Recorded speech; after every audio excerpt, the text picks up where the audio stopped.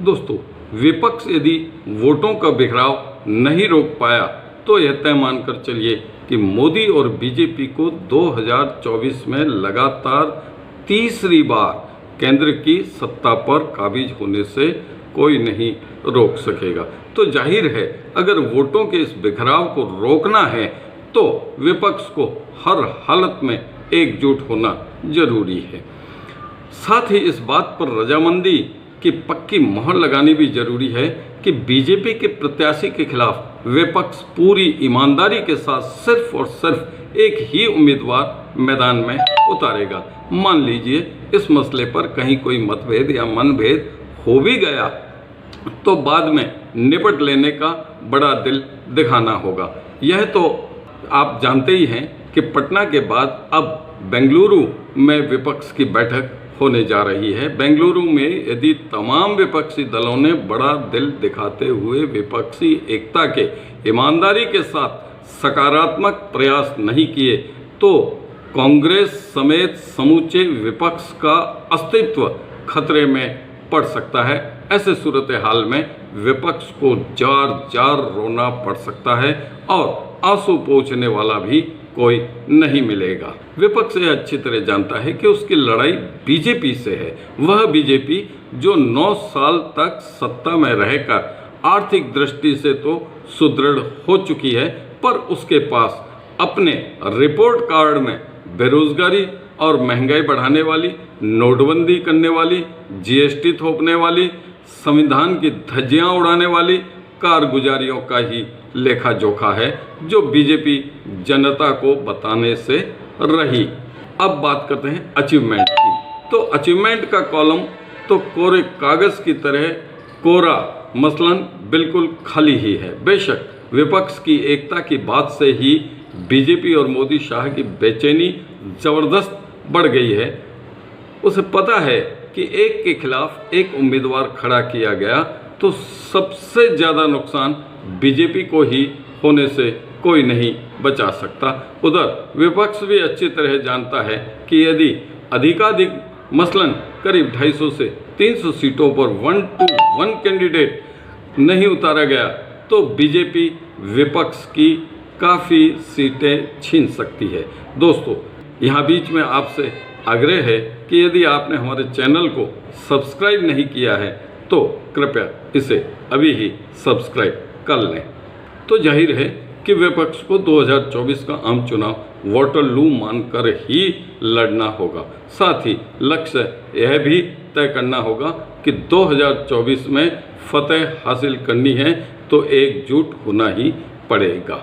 अन्यथा चुनाव के बाद हाथ मलकर रहने के अलावा और कोई चारा नहीं बचेगा।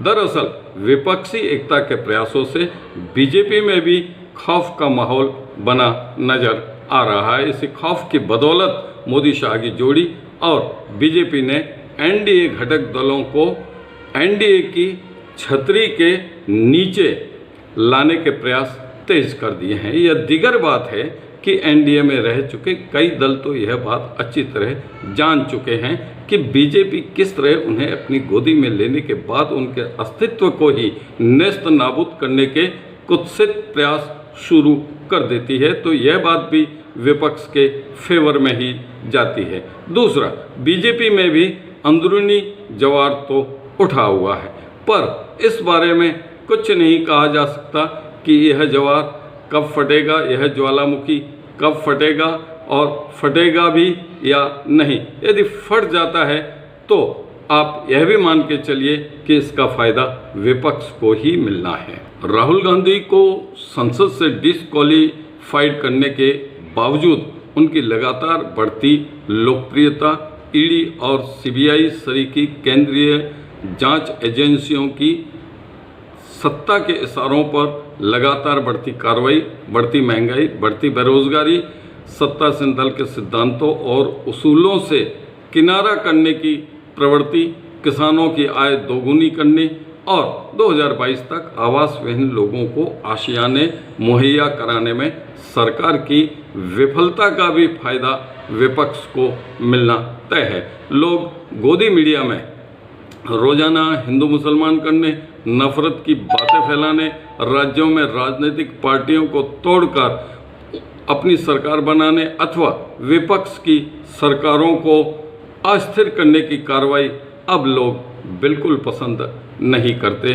तो विपक्ष को लोगों को यह भी समझाना होगा कि उन्होंने यदि विपक्ष को वोट दिया तो जनता को इसका क्या फायदा होगा। साथ ही जनता को भी दिमाग से यह बात निकाल देनी होगी कि मेन स्ट्रीम मीडिया कुछ करेगा।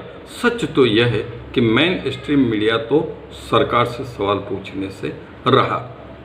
9 साल से कोई सवाल नहीं पूछा तो अब क्या पूछेगा।